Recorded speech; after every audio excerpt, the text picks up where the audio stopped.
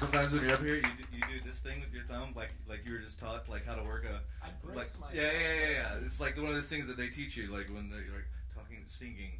It's like that's how you measure the distance from the mic to the thumb. I'll throw it. Yeah, I understand. I understand how it is. I can't control my impulse. I love it. All right, this. Okay, I'm gonna. Here's what I'm gonna say. I feed you a lot of bullshit because I'm a host and that's what I'm supposed to do. I'm like, hey, this next guy's really funny, and most of it's all bullshit. But believe me when I say this next comic is the best snuggler I've ever met. He's adorable. No, you are. It's true. Everybody, please put your hands together and get a load of Mr. Mike Nielsen.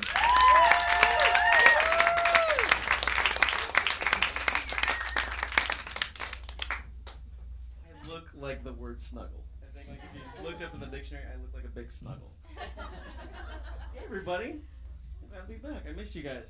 Oh, I did. Yeah. Free rapid HIV tests. That's a good idea. Free rapid HIV test. That's a real sign that I saw at a free clinic over on Beverly. Free rapid HIV test. Now, I'm impatient. But when it comes to my HIV test, take your time. Be thorough. Just make sure I don't have HIV. Like, who is going in there like, hi, can I get an HIV test, please? They're like, it's going to be like 15, 20 minutes. Fuck this shit. I don't have time. No. You give me a call when you come up with a rapid HIV test. Until then, I might be giving people HIV. Later. I've been kind of grumpy lately because the Dodgers are losing. I'm a big Dodgers fan. I know, it sucks, doesn't it? Like, I've been all grumpy pants and, like, mopey. But I still enjoy a game. Like, even when we're losing, like, a ton, like, I still watch it. And I realize, like, why I love baseball so much is because it's the only sport that makes their managers and coaches wear the uniform that the players have to wear. It's brilliant. There's nothing better like an out-of-shape 80-year-old man, like, prancing around in a baseball uniform and, like, tight white pants on and, like, stirrup socks. Hello. That's fun. That's sexy. Like, sexually attractive. But like that's the best. Like you don't want to see like an old man like coaching basketball, like just wearing shorts. Like you see his like veiny old man bratwurst legs and like a tank top with his like old gray nipple hair creeping out the side. Like that sucks. I don't want to see that. Like swimming coaches would be the worst. Oh, it's like an old guy like dive, lap him, just like just like. The best thing about sports are like the fans, because like I mean that's what makes things just awesome. And like there's always guys that get all into it, and like I love like the different ways you can show that you're a fan. Like there's always guys that like paint their tummies with like the name of the team, or like they'll like cover their face and just like paint, and like that's awesome. There's nowhere else you can really do that. Like you can't go to like a Seinfeld concert and like just spell out his name with a bunch of friends like topless. That's just weird. You can't like go to like a Chris Rock concert like all in blackface. Like, you're not allowed to do that. Like, I wish you could. It's kind of funny. The best way, though, that people show that they're a fan, I love the guys that, like, take the time to make a poster where not only do they root for the team, they root for the network that the game is on. They're like, all right, I got to make a little thing there. A, B, C. Atlanta Braves conquer. Like, that's just fun. And last year, I went to a Clippers game.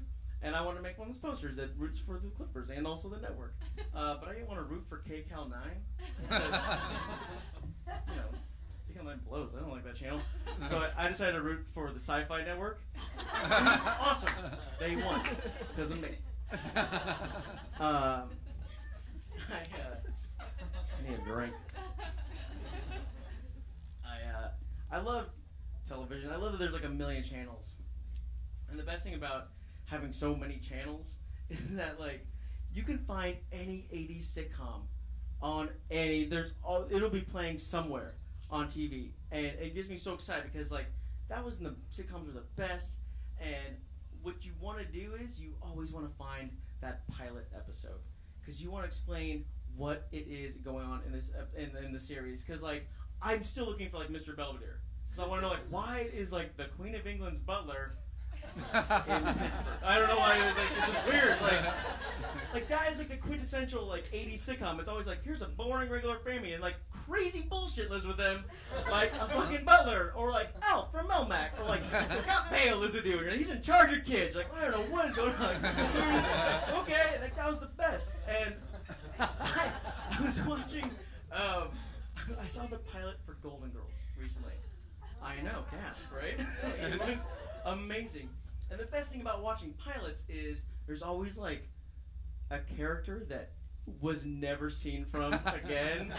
And in the pilot episode, did you know there was like a gay houseboy that like lived and like did the cleaning and like cooked for the Golden Girls.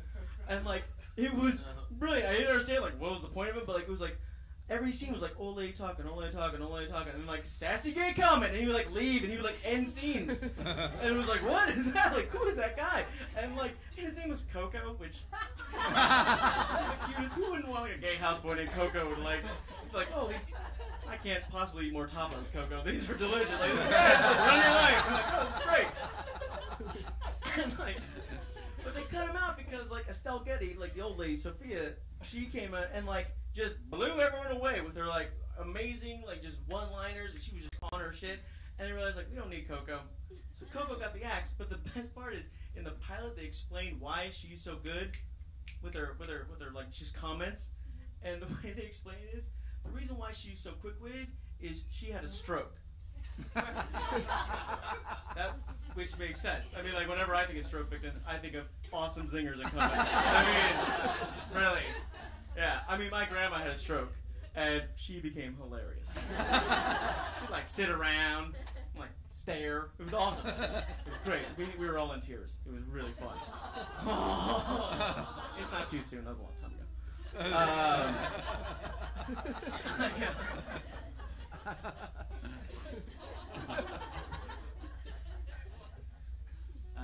I grew up here in Los Angeles, and I wanted to be a rock star growing up because rock stars are awesome. But like, there's a couple things you gotta do when you decide to be a rock star. When you're with your friends, like, oh, let's start a band. There's a couple things you gotta do first. First off, you gotta pick a band name that suits with the way your band sounds. Like Metallica is a heavy metal band, or like Rage Against the Machine is a political rock band. The number one band name that doesn't suit with the way that band sounds: 10,000 Maniacs. If you've never heard 10,000 Maniacs before, they're like a 90s, like, you know, adult contempo pop band called 10,000 Maniacs. Clearly, Maniacs. Of course, good idea. Like, if you never saw that band before, and like you were like in a record store and you saw a flyer, like this weekend only, 10,000 Maniacs. How psyched up would you be? You're like, fuck yeah, we're going to the show. You buy tickets, you go there with a date. Band walks the stage, and Natalie Merchant walks up to the microphone. So it's like, who is that lady? You're like, I don't know. Maybe the 10,000 Maniacs are going to come run out and kill and rape that lady. In that order. You know, that's what Maniacs do.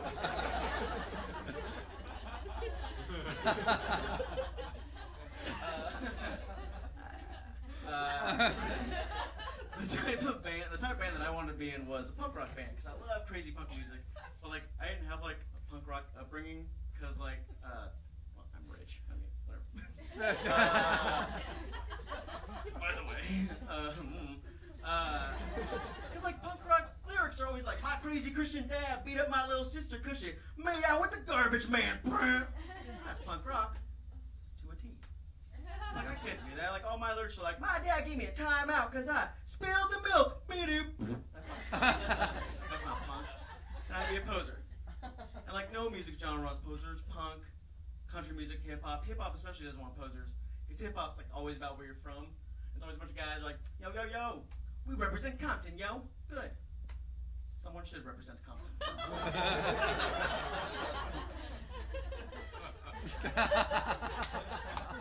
What do you know about Harlem? Nothing.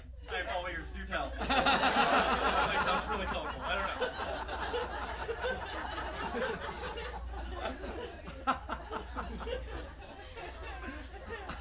know.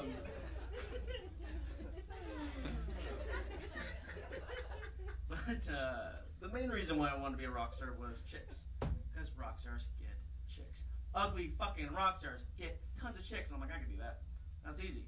Because chicks want to be the muse. They want to be the inspiration. They want to inspire these rock stars, you know, to like write magical lyrics that remind them of the time when they first made love while floating on a rainbow made of smooches. I don't know. It's romantic. Well, like, I really, like, the girls don't want to date comedians. They don't want to be the muse and inspiration to a comedian. They don't want to be like reminded of that magical moment when they got diarrhea at Six Flags. Even not like that. Why the fuck do you keep telling that story in your act? I don't know, it was hilarious. Wrapped your panties at Magic Mountain. That was like the funniest thing ever. I can't not tell that joke, it's my closer. Alright, boy, I'm Mike Nielsen.